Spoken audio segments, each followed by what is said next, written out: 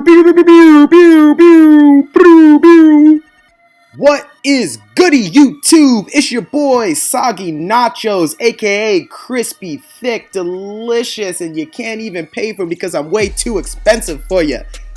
Back at you again with another Toontown video. Today we are doing a comparison of Toontown Rewritten and Toontown Corporate Clash versus series, where I bring y'all a video showing the differences and which one I think is better in each of the two games, that being Toontown Rewritten and Toontown Corporate Clash. Today we are talking about the differences in how Toontasks work in the games. Yep, that's about it. Without further ado, let's get it. Woo!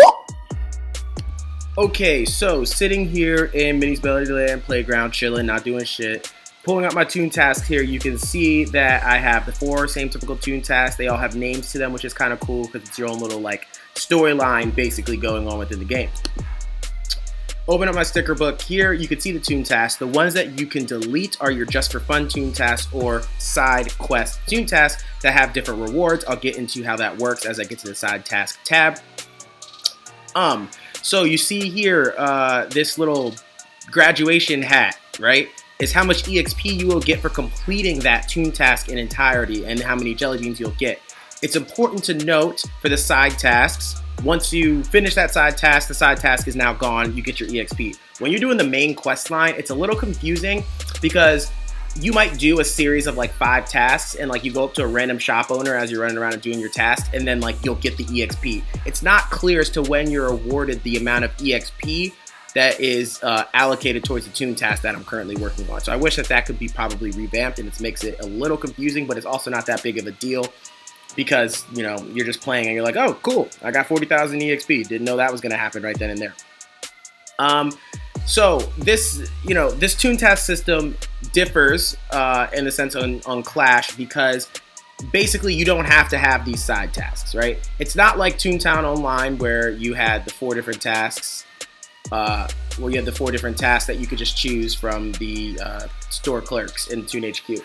There's one task here that is your storyline task. So you start out in Toontown Central, you go up to each of the shop owners, and you go over to the HQ, they have you running around, or they have you doing some shit, and you go to the shop owners, just like in Toontown Rewritten, you go back, you do some tasks, and then when you're done with that task, instead of you just being done, you actually have to, they instruct you to then just go back to the playground and talk to the Toon HQ person. So this task will always be filled with your main storyline task, most simply put. So, and it's the same thing as it follows. Toon fell asleep here. Psych. Anyways, so once you finish a neighborhood, it's the same thing that you progress through the neighborhood, but what they do, actually, I'll run up to the Toon HQ here. You basically, you know, you go up to the, all right, I'm in. So you go up to these guys, say like Rhapsody here, and he has me do, actually that's a girl, she has me do a certain amount of Toontasks, and then I'm done with her Toontask, and then basically she directs me over to Belle, and then, you know, basically each HQ officer seems to be a quarter of the level. And then one really cool thing is that in order to get out of certain neighborhoods, you have to defeat a boss, and in this sense, the boss you have to defeat to get out of Minnie's Melodyland, for example, is the CFO. So you have to assemble a suit disguise and beat the CFO of Minnie's Melodyland in order to continue, which I think adds a nice challenge and it adds relevancy to the bosses. Whereas in Toontown Online, you don't need to do any boss to even get through the storyline besides doing one factory. And then they're like, oh, you'll need that suit piece for later, you know, and it doesn't make people have to go do the bosses. And I think the bosses are an important part of the game. So you have to beat the boss one time in order to get out of certain neighborhoods. So let's move on to the side tasks, right? So I pull up the side tasks here. You have, you know, different tasks. Tasks in red are the ones that have been completed. The ones in black are the ones that haven't been done. There's a new set of tasks for each neighborhood that you get to. So you beat a fucking neighborhood, you move on to the next one, and you're able to get different rewards. So for example, I'll move over to Dreamland because that's where I am right now. Currently, these ones I have in progress. Alternative transportation. This is my Drowsy Dreamland teleport access. So as you see, what pops up here is you see how much EXP you get for completing the whole task, how many jelly beans you get, and then it tells you where you need to go to get the task. So instead of you going up to a ToonHQ person and being like, okay, for teleport access, I have to, go do this, or for amount of jelly beans, I have to go do that. Instead, it's sitting in your sticker book and tells you where you need to go and what the reward is. So in this one, you get small toon, cheesy effect, and an action name tag. I already completed this. I got an outfit, so it pops up there. Turning back time for a gag track refund point, which I think is really cool because, if you like shit, I really should not have picked drop. I don't want that shit. And you could refund it and get something else. And you can get different name tags and different outfits and stuff like that, which I think is a cool task system that kind of gives you kind of just like innovative ideas and a different way of kind of completing your task line than going into talking to the shop, the HQ guys. So then you have the daily task here, right? So a couple different things to take from this. So over here on the left-hand side, you have your daily task and it shows what you need to do. So for my daily task is defeat 20 cash bots. Once I finish it, I get 876 racing tickets. Other rewards are like you get like department EXP, so it could be like defeat 20 20 cash bots, and I get increased department EXP towards my Sellbite HQ level, my Cashbite HQ level, etc., etc. It could be extra gag EXP. Can't think of what the other ones are, but my toon falls asleep way too damn fast.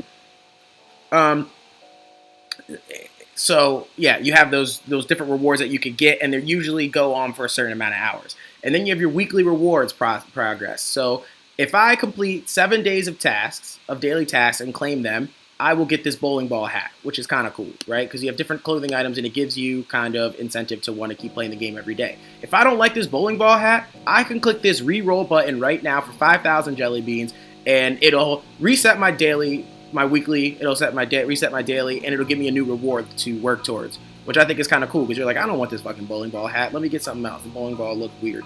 But I actually kind of want it, so I'll work towards that task. Homie Grob keeps crashing or something. You logged on and logged off 17 times within the past 5 seconds.